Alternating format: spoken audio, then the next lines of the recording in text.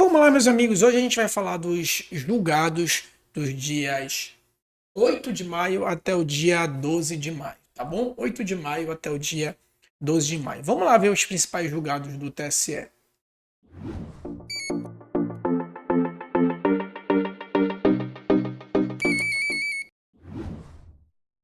Então vamos lá, a gente já inicia aqui com propaganda eleitoral extemporânea. Então, lembrem lá do artigo 36A, né? Artigo 36A da Lei 9504. O que diz lá o artigo 36A da Lei 9504?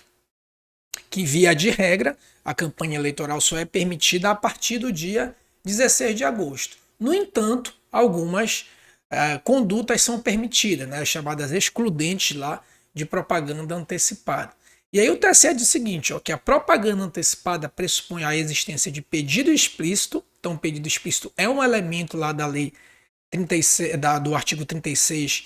Então, pode ter algumas condutas, contanto que não tenha pedido explícito, ou, e aí é uma construção jurisprudencial esse ou quando ausente esse elemento, que é legal, a manifestação tem o cunho eleitoral mediante uso de formas que são proscritas, ou seja, proibida durante o período de campanha, ou afronta a paridade às armas. Então, além do pedido explícito, a gente teria aqui, tendo pedido explícito, já é disposição legal, já é propaganda antecipada. Aí a gente vem para a construção jurisprudencial. Se a forma utilizada ela for proibida, isso também é uma propaganda antecipada. Ou o terceiro, se essa propaganda ela afrontar a paridade de arma, ainda que não tenha o pedido explícito de voto, ela também é considerada propaganda eleitoral antecipada. Tá bom? Seguindo adiante, ainda dentro de propaganda eleitoral, inclusive no mesmo julgado, ele diz o seguinte, ó, que a ausência de mídia não trouxe prejuízo à defesa, pois se disponibilizou o conteúdo do vídeo por meio de link, além de que o acesso era franqueado em plataforma digital de fácil alcance. Ou seja, na petição inicial, via de regra, é é obrigatório trazer a mídia. No entanto, o TSE disse o seguinte, ora, essa mídia, a petição inicial veio com link, é uma plataforma de fácil acesso, que no caso aí era o YouTube, né? Então, nesse caso, é dispensável a anexação da mídia ali na petição inicial, tá bom? Então o TSE temperou essa questão da obrigatoriedade da mídia na petição inicial. Fidelidade partidária, fusão e justa causa. Bem, a gente sabe lá que no artigo 22A, né, no artigo 22A da lei 9096, que é a lei dos partidos políticos, né, traz lá as exceções, né, para que o candidato possa migrar de partido sem perder o mandato. Né? A gente sabe que existe o princípio da fidelidade partidária, então foi eleito em um cargo proporcional, e se aplica só ao cargo proporcional, e o candidato ou o parlamentar deve cumprir esse mandato integralmente lá naquele partido. No entanto, algumas possibilidades podem ocorrer, grave discriminação pessoal, né? A anuência do partido também libera o detentor do mandato, né? Ou, nesse caso, uma das possibilidades seria uma justa causa com a grave modificação do programa partidário.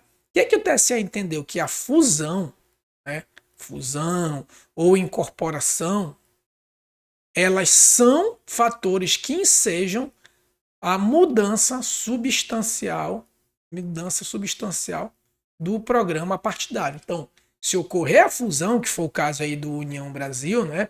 União Brasil se fundiu com o PSL, né? O DEM se fundiu com o PSL, que formou a União Brasil. Nesse caso, pode-se considerar quem era da origem lá do PSL ou do DEM, pode migrar de partido, né? Porque considera-se que a formação de um novo partido acaba sendo uma mudança substancial no programa partidário, tá bom? Então a fusão e a incorporação acaba sendo uma justa causa, né, que se adere ali à mudança substancial do programa partidário, tá bom? Seguindo adiante, a candidatura avulsa e a legitimidade processual. O que o TSE entendeu aqui? Que a apresentação de mero requerimento de ex-candidatura avulso né, sem filiação partidária, não confere ao representante a condição de candidato nem legitima ajuizar a representação.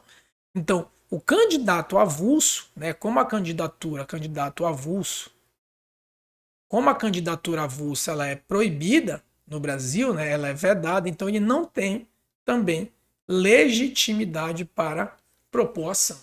Então, se a candidatura avulsa é proibida, ele também não tem legitimidade para propor nenhum tipo de ação. Tá bom? Ok? Quinto entendimento aqui. Quinto entendimento, propaganda eleitoral impulsionada. Isso aqui é tranquilo também, tá? É quase que uma disposição de lei, né? Mas para deixar claro, o TSE entende que a propaganda impulsionada, que é aquela que geralmente se paga em redes sociais ou não sendo redes sociais em outras mídias em gerais, né? YouTube, por exemplo, que não necessariamente é uma rede social, quando o candidato impulsiona isso, ou seja, ele faz isso aparecer para quem não é seguidor dele, né? Ele turbina aquela publicação, essa publicação só pode ser para questões positivas, né? Eventuais críticas negativas ao candidato adversário é proibida nessa espécie de propaganda eleitoral. Então o TSE só confirmou aquilo que a lei traz expressamente, mas havia uma dúvida se eu poderia impulsionar essa propaganda para criticar meu adversário, né? O TSE entende que é proibido. Tá bom?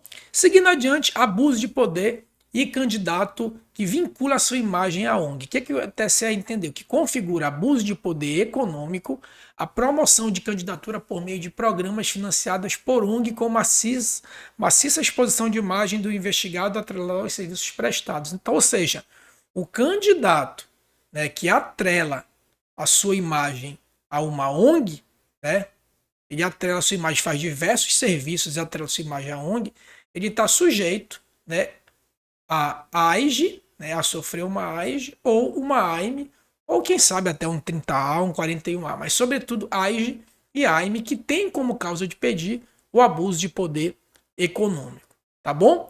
Nosso sétimo entendimento aqui do TSE, tranquilo também, isso aqui é bastante recorrente na jurisprudência do TSE. Lá o nosso 41A, que é a captação ilícita de sufrágio da Lei 9504, diz que se oferecer, enfim, algum benefício em troca do voto, né, e esse benefício pode ser em pecúnia ou não, né, incorre ali em captação ilícita de sufrágio. O TSE entende que o fornecimento gratuito para o eleitor, né, e fazer a votação configura a captação ilícita de sufrágio, né? Então o transporte gratuito aí acaba sendo também uma dádiva, né, um benefício ao eleitor que configuraria aí a captação ilícita de sufrágio, ok?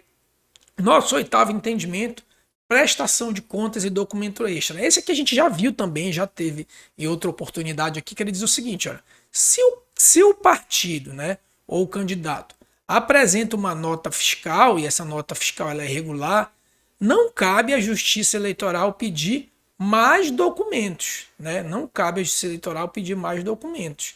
A regra é que a nota fiscal, né, contendo a descrição do serviço, presume-se a verdade ali, salvo indícios, né, indícios de fraude, tá? Salvo indício de fraude. Mas a regra é que a nota fiscal por si só, ela já é documento idôneo, né, para comprovar aqueles gastos, tá bom? O nosso nono entendimento ali é a penhorabilidade de fundo partidário. A gente sabe que, como regra geral, né, lá no nosso CPC, a regra é que o fundo partidário ele é impenhorável, né? Impenhorável, ok? Nosso fundo partidário é impenhorável. No entanto, o que o TSE diz? Que a natureza pública do fundo partidário motiva a regra de impenhorabilidade, ok.